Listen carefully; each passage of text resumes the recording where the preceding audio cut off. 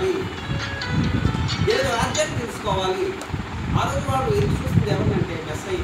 ఆ మెస్సయ్య ఎవరో కాదు, నేనే అని చెప్పి ప్రవక్తలు ప్రవచించారు. యెషయా ప్రవక్త కావచ్చు, మీకా ప్రవక్త కావచ్చు, అందరూ కూడా యేసుక్రీస్తు మెస్సయ్యని ప్రవచించారు.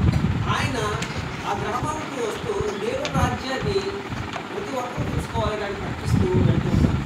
అటువంటి సందర్భంలో ఆయన ఒక గ్రామానికి వస్తున్నప్పుడు జరిగిన సందర్భం ఏంటంటే, ఆయన గ్రామానికి వస్తున్న కారణం ఏంటంటే, అక్కడ మరియా అనే ఒక స్త్రీ ఉంది. ఆమెకి దేవుని మాటలు అంటే ఆవిడ గతంలో యేసుక్రీస్తు మాటలు విన్నాడు. యేసుక్రీస్తు తన మనసులో అనుకుంటున్నది ఏంటి అంటే, ప్రభు ఒకవేళ యేసుక్రీస్తుకి వస్తాయి మాటలు వినాలని ఉంది మనసులో తను అనుకుంది తప్ప తను ఎక్కడికి వెళ్ళని వస్తుంది. యేసు అందరి హృదయాల్లో ఎరిగినవాడు.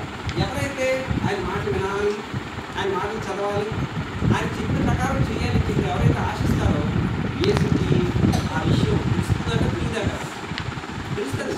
నువ్వు దేవుని వాక్యం వినాలి అని నువ్వు ఎక్కడున్నా, ఏం చేస్తున్నా, ఎలా ఉన్నా దేవుని మాటలు వినాలని కోరిక నీలో ఉంటే దేవుని ఆ ఆశని నీకు ఖచ్చితంగా తీరుస్తాడు. యేసుక్రీస్తు ఆ గ్రామానికి వచ్చినప్పుడు, ఆ ప్రదేశానికి వచ్చినప్పుడు జరిగింది ఏంటంటే, మరియాతో తన వాక్యాన్ని దేవుని మాటలు పంచుకున్నాడు. మరొకసారి చూద్దాం ఆ సందర్భం.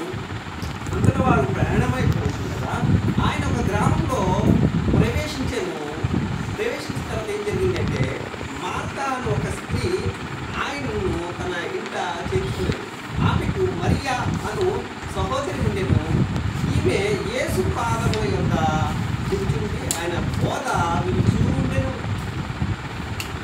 మార్తా ఎలా ఉంది ఈ విషయంలో మనం ఒకసారి జ్ఞాపకం చేసుకుంటే, మార్తా యేసుక్రీస్తుని ఆహ్వానించిందే తప్ప యేసుక్రీస్తు యొక్క వాక్యాన్ని మీద శ్రద్ధ పెట్టలేదు. మనం కూడా అంతే.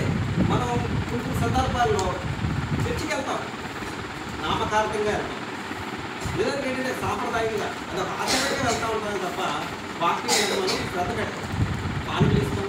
ఒకవేళ ఆ మీటింగ్ మనం పెట్టుకుంటే ఆ మీటింగ్ భోజనం ఖర్చు కూడా మనం ఇచ్చేస్తాం. కానీ దేవుడు అదే కొంతమంది మ్యూజిషియన్స్ ఉంటారు, వాయిద్యులు ఏం చేస్తారంటే వాయిద్యాన్ని వాయిస్తూ ఉంటారు తప్ప దేవుడు ఆ పాట పాడి పంటసేపు కూడా వాయిద్యాలు వాయిస్తారు, చక్కగా అనేక రకాలుగా మ్యూజిక్స్ వాయిస్తారు, సంతోషిస్తారు.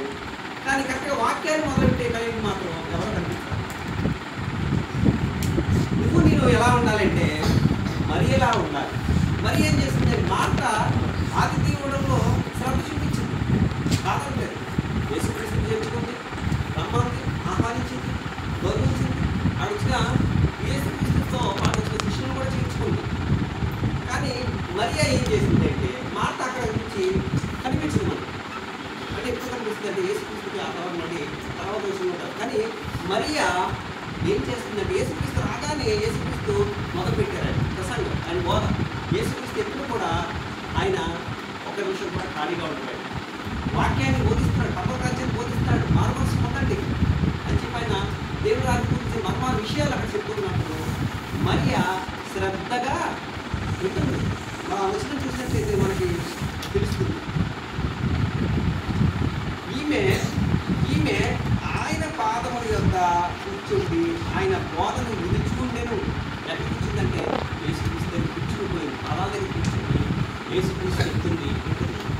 అలా వినటం వల్ల ఏం జరుగుతుందంటే, యూదియా విషయంలో కూడా అదే జరిగింది. అపోస్తల కార్యాల్లో ఆ మాట ఉంటుంది. పౌలు చెప్పిన మాటలు శ్రద్ధగా ఉన్నప్పుడు ప్రభు ఆమె హృదయాన్ని చూస్తాడు. ఇక్కడ యేసుక్రీస్తు దగ్గర ఈ మరియా ఏం చేస్తుందంటే, యేసుక్రీస్తు చెప్పిన వాక్యాన్ని శ్రద్ధగా వింటుంది. తన ఆలోచన అంతా కూడా దేవుని మాటల మీదే పెట్టింది, దేవుని వాక్యం మీదే. మనిషి ఋతువులు మాత్రమే కాదు, దేవుని నోటి నుండి వచ్చి ప్రతి మాట వల్ల అక్కడ జీవిస్తాడని చెప్పి వాక్యం సంధించింది. మరి ఏమో విస్తారమైన పనులు పెట్టుకొని వంటగదికి పనులు పెట్టింది. కానీ మేరీ మరియా ఏం చేస్తుందంటే, యేసుక్రీస్తు మాటలు శ్రద్ధగా ఉంటుంది. ఎవరైనా నన్ను పట్టించుకుంటున్నారా? పట్టించుకోలేదు. అతిథులు కొందరు వచ్చారు, యేసుక్రీస్తు వచ్చారు, వీళ్ళకి భోజనాలు పెట్టాలి కదా, వీళ్ళకి వండాలి కదా, ఆతిథ్యం ఇవ్వాలి కదా. ఇప్పుడు వీళ్ళు బాబా దగ్గర కూర్చొని నేను వింటా ఉంటే చూసేవాళ్ళు ఎవరు ఏమనుకుంటారని అనుకోలేదు మనసులో. ఎవరు ఏమనుకుంటారు నాకేంటి, ఆయన మాటలు నాకు ఆయన మాటలు వింటానికి ఆయన ఇక్కడికి వచ్చారు, ఆయన మాటలు వెంటనే నాకు భాగ్యం అనుకొని ఎక్కడ కూర్చుంటుంది, ఆయన పాలన లేదా కూర్చొని చక్కగా వింటుంది, వాక్యాన్ని చక్కగా వింటాం. ఈలోపు ఏం